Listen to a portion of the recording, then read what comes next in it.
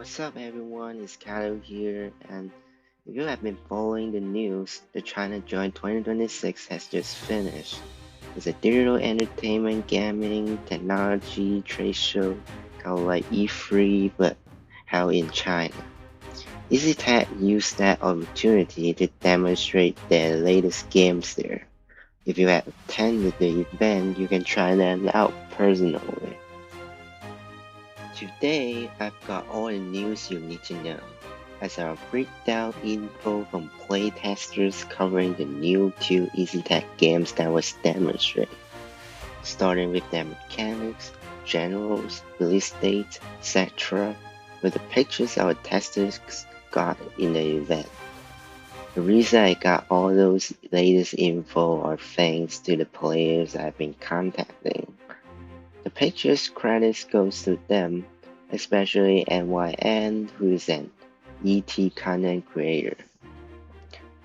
For disclaimer purposes, all contents are subject to change as they are just demos. The devs are listening to for more suggestions in order to improve their games. I have recorded my voice with my headphone, so apologies for the low quality. Anyways, let's get started. Two upcoming games were presented by EasyTech. Their names are yet to be decided. One is a World War II project, the other one is Napoleonic Wars, focuses on Napoleon's campaign itself. The former one's completion rates are pretty good. As for the Napoleon one, only one stage was demonstrated. There's also European War 4 Remastered. There are two different games, but we currently don't have news on WW4 or 3 games are under development concurrently. Lastly, I will end the video with a Great Conqueror Shogun future update news.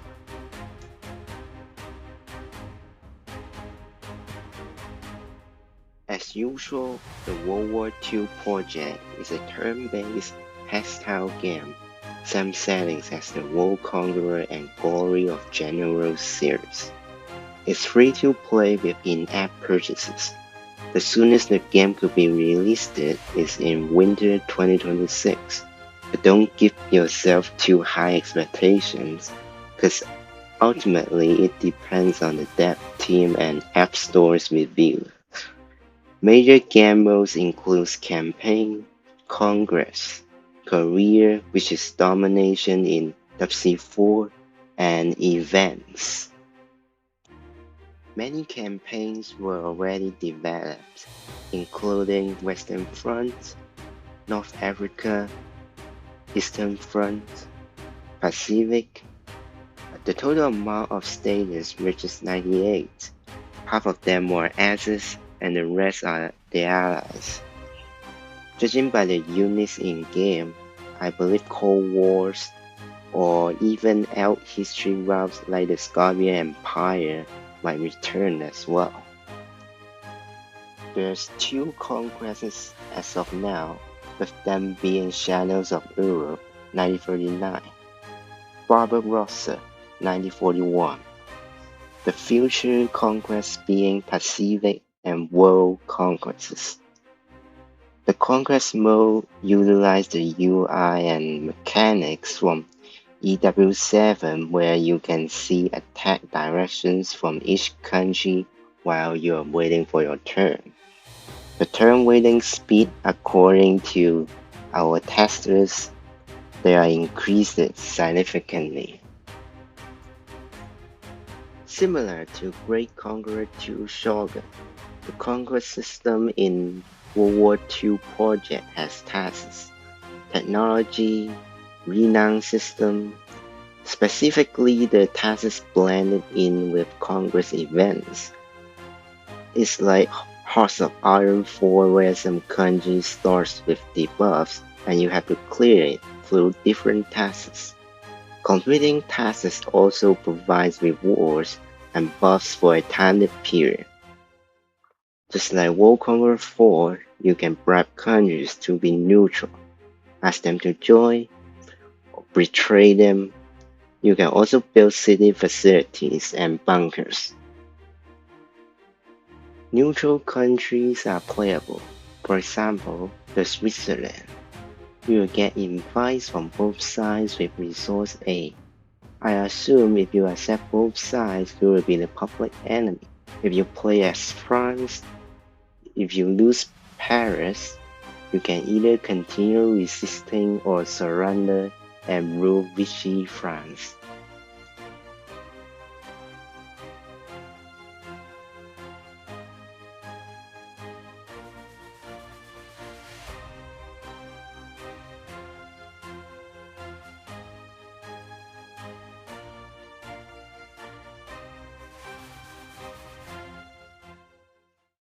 As for the generals, majority of them are obtained through direct metals purchases, and some with actual currency. According to the dev team, generals are designed more conservatively compared to WW4. Each generals have a unique talent and 1 to 3 passive skills depending on their teams. Bronze have 1, silver and gold have 2. Legendary aka in-app purchase generals have 3. Talents cannot be upgraded. Max level of passive skills is 5. And passive skill can only be increased by 1 level in the following way. Generals have their own combat levels. You must complete their range of tasks with them. Completing specific stages reaches a rank, eliminating enemies increase combat levels, which grants you a currency that can improve the general's capabilities, providing you base attack for their units. At max combat levels, the general's passive skills will increase by 1 level. Also, capabilities at 6 grants 40 attacks, or 29, 22, 15 depending on the level. The rank of generals increases commanding units' health up to 75% at martial, which costs tokens and medals to upgrade. And lastly, you can reset your generals for a 80% refund. Now I will show you the current generals in the game.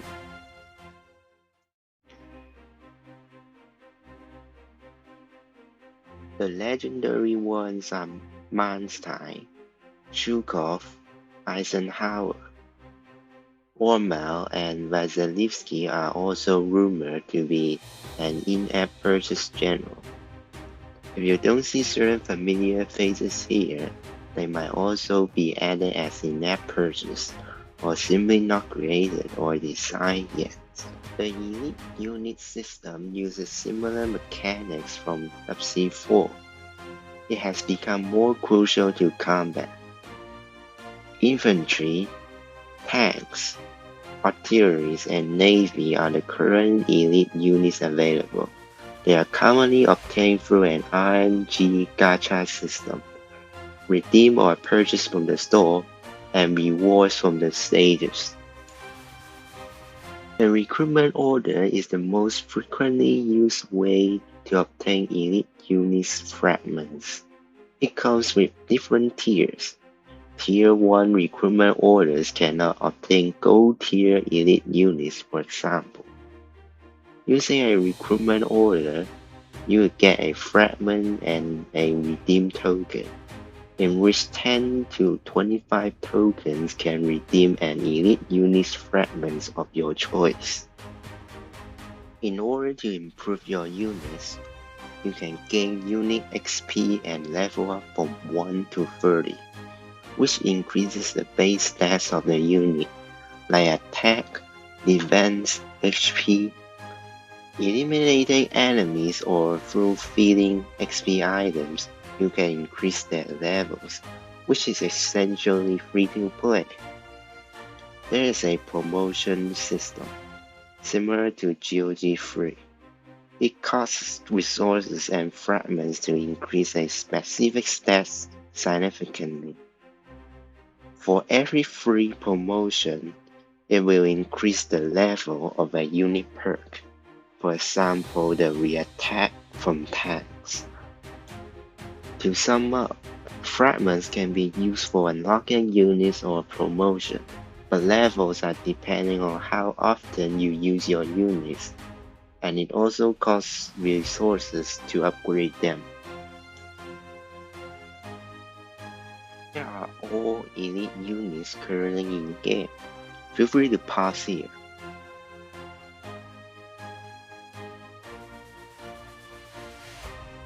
So far, 52nd Torino is the only gold elite unit in the game. Now finally the most important part, mechanics. As you can see, battlefields are similar to WW4. The main battle mechanics is the mixed division or legion system. Reminds me of EW7.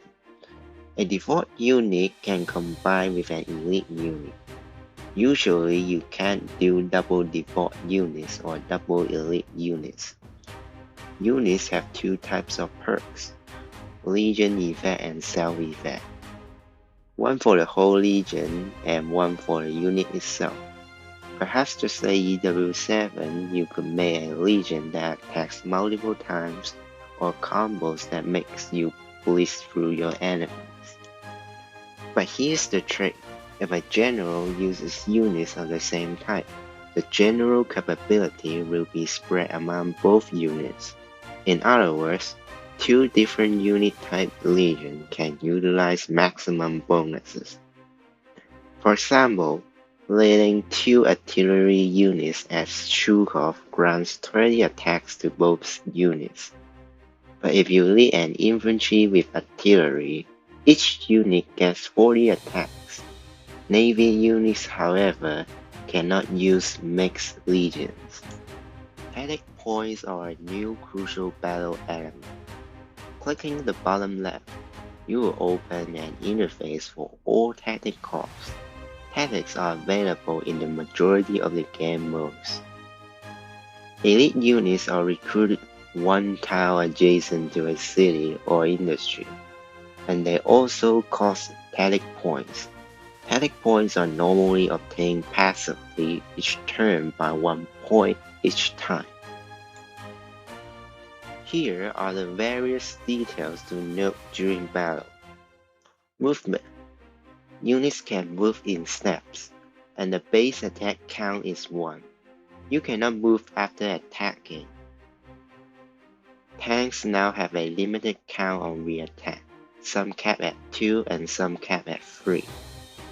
Most skills and perks attributes are usually around 10 to 15%. One way to avoid broken mechanics, I guess. In the campaign, dialogues can now be reread, so you don't miss hints. There is an expected damage display on enemy units. How can you not love it? Morale system. Initial at 80, high morale at 100. Give it a 10% attack bonus. When no morale, there is a 10% attack decrease. Airborne system. Any legion needs to use an airport to parachute. It costs a few resources and mobility to do so. Tanks normally cannot be parachute, of course.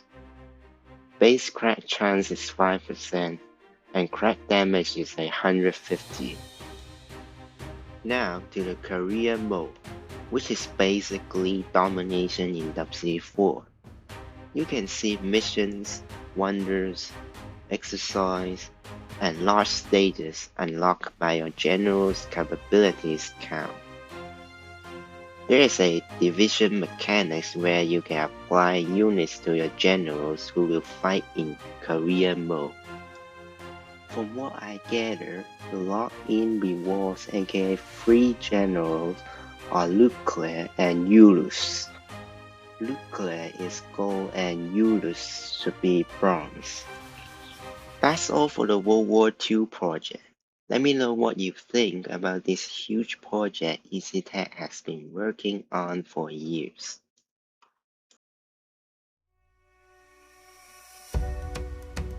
As for the Napoleon one, not EW4R, the things we know are very limited. Here are some screenshots. It's a game focused on Napoleon's campaign. The battlefield and UI feels pretty much Great Conqueror series. One main mechanic is the formation system that greatly changes your attack, defense, mobility, and countering different units. Also, the terrain is now finally multi-layered, as you can see on the map. I got info that the European War team and the Great Conqueror team are working towards it. The release date of this game is in the first part of 2027. As for the news related to the Great Conqueror 2 Shogun, please read the following screenshots.